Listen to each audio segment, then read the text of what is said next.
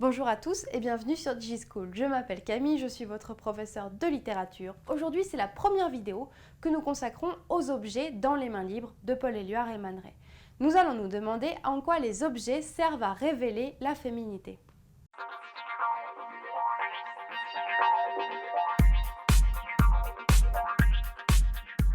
Vous l'avez vu, ne serait-ce qu'en feuilletant le recueil, la place des objets dans les mains libres est vraiment essentielle, elle est primordiale. On peut interpréter la présence des objets de diverses manières. On va voir par exemple dans les vidéos suivantes que les objets sont un moyen de témoigner de la présence de l'artiste ou sont un moyen d'évoquer le surréalisme. Mais c'est ce à quoi on va se concentrer dans cette vidéo. Les objets servent aussi à tenir un discours sur la féminité. Effectivement, la femme est très présente, omniprésente dans les mains libres. Elle est le plus souvent nue, mais lorsqu'elle est avec des objets, ces objets vont la définir. De quelle manière? Eh bien, on va voir dans un premier temps que les objets peuvent définir la femme en l'habillant. La femme est habillée d'objets représentatifs, d'objets symboliques de la féminité. Mais on verra dans un deuxième temps que parfois, ces objets, paradoxalement, ils servent à révéler la femme en la déshabillant, en la mettant à nu. Alors, premièrement, comme je le disais, les objets habillent la femme, ils la symbolisent. Quels sont ces objets qui l'habillent? Eh bien, premièrement, il y a les vêtements, sous-vêtements. Deuxièmement, on verra qu'il y a également la présence de bijoux dans les mains libres. Et troisièmement, nous allons nous attarder sur les accessoires féminins. Les femmes sont peu habillées dans les mains libres, mais lorsqu'elles sont habillées, lorsque Man Ray et Paul Éluard mettent en scène des vêtements, ces vêtements doivent souligner la féminité. Vous ne trouverez aucune femme en pantalon. Les femmes sont toujours dans des vêtements très féminins. Ces vêtements, quels sont-ils? Eh bien, premièrement, vous avez les tenues voilées ou drapées, comme les draps qui couvrent la nudité. Ces draps, vous les trouvez par exemple dans le dessin Obal Tabarin ou encore dans le dessin La Couture. Deuxièmement, vous avez également les robes et les jupes. Les exemples les plus évidents dans le recueil, c'est probablement la robe longue plissée de l'aventure, très féminin, qui met la poitrine en avant, qui souligne la taille fine, etc. Le deuxième exemple, c'est la jupe de Le Mannequin. Donc, Le Mannequin, vous le savez, on l'a répété, c'est un dessin qui a été fait avec pour modèle probablement Lee Miller. Lee Miller qui était quand même c'est un top modèle à l'époque, c'est un symbole de la féminité. Donc la jupe ici sert à renforcer la féminité. Enfin, très rapidement, vous avez la présence dans deux dessins de sous-vêtements féminins. C'est le cas notamment dans le dessin Paranoia. Donc c'est un dessin un peu spécial qui présente une tête de femme qui semble être une tête de statue rattachée directement à cette jambe. Et cette jambe pliée, cette jambe aguicheuse, elle semble être habillée d'un bas, un bas féminin. Deuxièmement, et c'est aussi un exemple un peu particulier, c'est le dessin C'est elle. Dans C'est elle, donc la femme, vêtue également d'une tenue drapée d'ailleurs, pour que vous remarquiez, est face à ce qui semble être un automate, et cet automate, eh bien, il porte un soutien-gorge. Donc voilà, les vêtements féminins, ils sont très féminins, ils sont faits pour souligner la féminité. Il y a les tenues drapées, il y a les jupes et les robes, et il y a les sous-vêtements. Ces vêtements, ils sont également présents dans la poésie de Paul Éluard. Par exemple, si vous ouvrez votre recueil à la page 120 pour le poème Les Amis, voici le liseron, la capucine, le volubilis, frais échappés d'un déjeuner de soleil. Ensuite, de beaux cuirs usés, des fourrures animées, des étoffes à reflets. Voilà, une présence donc des vêtements féminins qui sont donc la fourrure animée et les étoffes à reflets.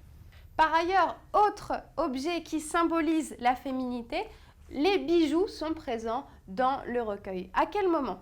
Premièrement, dans le dessin de Man Ray, le désir. La femme représentée sur le dessin porte un camé au cou. Un camé, c'est ce bijou qui fermait à l'époque le haut des vêtements. Deuxièmement, il y a les doubles bracelets dans le dessin Le temps qu'il faisait le 14 mars. Donc un bracelet à la main droite, à la main gauche. C'est très important ce thème de la circularité du camé ici, circularité du bracelet ici, parce que ça représente également la féminité. Ça peut être un symbole du sexe féminin. Cette circularité, on la retrouve aussi dans un autre bijou qu'on n'a pas mis ici en représentation, c'est les boucles d'oreilles de la femme au bras cassé, les boucles d'oreilles d'Adi dont on a déjà parlé ici. Ces bijoux, ils sont également présents dans les mots de Paul Éluard, notamment dans le poème L'essence, un poème, on l'a déjà dit, à l'érotisme très fort, entend le rubis éclore, la turquoise se faner. Ici, les allusions aux pierres précieuses servent à faire allusion, elles sont une métaphore pour des parties de l'anatomie féminine. Donc on en revient toujours là, hein. Le bijou souligne la féminité, tout comme le vêtement soulignait la féminité. Ces objets sont là pour représenter la femme, pour l'incarner. Et enfin, très rapidement, on a les accessoires de la féminité. Alors toujours dans Les Amis, un poème qui présente une accumulation de nombreux objets, on va trouver le fer à friser et le miroir, qui sont donc deux accessoires de beauté féminin. Ce miroir, il va trouver son écho dans un dessin de Man Ray qui s'intitule La glace cassée, auquel vous pouvez vous reporter. Il y a d'autres types d'accessoires, il y en a vraiment tout un tas dans le recueil. Donc, par exemple, dans la lecture, vous avez la fameuse barrette à cheveux qui est intéressante. Donc, à première vue, ces vêtements, ces bijoux, ces accessoires, ils semblent incarner la femme, ils semblent la symboliser, souligner sa féminité. Et ça, c'est une vision qui est assez proche à celle de Baudelaire. Rappelez-vous les bijoux sonores de la poésie de Baudelaire. Baudelaire qui aimait les femmes justement avec des bijoux, entendre les tintements des bijoux. Mais est-ce vraiment le cas dans Les Mains libres? On peut quand même se poser la question parce que dans Les Mains libres, bon là, voilà, j'ai mis en évidence le moment où la femme était avec des objets. Mais quand même, si vous feuilletez le recueil, la plupart du temps, les femmes, elles sont nues. C'est comme si la vérité de la femme, c'était plutôt qu'elle soit nue. Et d'ailleurs, si on y songe, selon le surréalisme, enfin dans les théories surréalistes, c'est la nudité qui correspond à la vérité. Alors, est-ce que les objets servent vraiment à définir cette femme ou est-ce qu'ils semblent plus nous montrer, nous faire deviner la nudité de la femme? Parfois, ce sont bien les objets qui déshabillent la femme. Je m'explique. Parfois, les vêtements sont là, mais le poète ou le dessinateur suggère qu'on devrait les enlever pour révéler la vérité de la femme. Alors voilà, il y a une ambivalence dans le thème des objets. D'un côté, il semble symboliser la femme, mais d'un autre côté, il la déshabille, il la révèle en révélant sa nudité. C'est notamment le cas, donc je viens de le dire, lorsque les vêtements soulignent l'érotisme ou la nudité. Deux dessins très représentatifs de cela. Premièrement, le désir. Alors, dans le désir, on n'a jamais vu une femme aussi habillée dans Les Mains libres. Elle est littéralement habillée jusqu'au cou. On l'a dit, le camé, le bijou, ferme même les vêtements sur sa gorge. Pourtant, eh bien, c'est un dessin fortement érotisé. Par la main dans les cheveux de la femme qui représente la domination masculine sur la femme, par le titre qui est donc le désir, qui évoque l'érotisme, et par le poème d'Éluard. C'est comme si plus elle était habillée, plus les auteurs suggéraient l'érotisme, suggéraient la vérité de la femme dénudée. Et ça, c'est encore plus flagrant dans le dessin J. Le dessin J, donc c'est un dessin assez particulier en contre-plongée, on voit la femme en contre-plongée. Elle est vêtue de ce qui semble être, je ne sais pas, une robe ou un débardeur. Quoi qu'il en soit, ce vêtement, il laisse entièrement, c'est même pas un décolleté, il laisse voir toute la poitrine de la femme.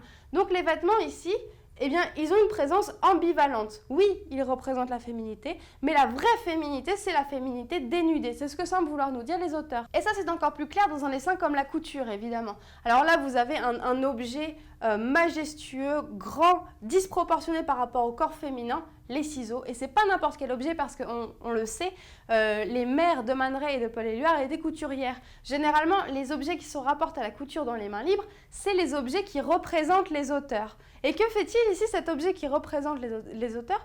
Eh bien, il découpe littéralement un symbole de féminité qu'on a vu au début de cette vidéo, le vêtement drapé. Il découpe le vêtement pour révéler la nudité de la femme. Et alors là, on a vraiment le véritable rôle de l'objet qui apparaît. C'est-à-dire que l'objet est là, peut-être qu'il entoure la femme, mais on aimerait les lui arracher, on aimerait que la femme reste nue. Par conséquent, on l'a vu, si dans une première lecture, on peut se dire, eh bien oui, il y a des objets qui représentent la femme. Ces objets, c'est les vêtements, c'est les bijoux, c'est les accessoires. Voilà, la femme est là, elle est représentée par les objets. Mais on s'aperçoit, si on va un peu plus loin dans notre analyse, dans notre lecture du recueil, que ça peut être le contraire. L'objet a une place paradoxale. Oui, il peut définir la femme, il peut la symboliser sur un mode traditionnel, mais il est surtout là, comme les ciseaux, les objets sont surtout là comme les ciseaux pour révéler la femme dans sa nudité. Voilà, c'est tout pour aujourd'hui. Merci beaucoup d'avoir suivi cette vidéo et à très bientôt sur DigiSchool.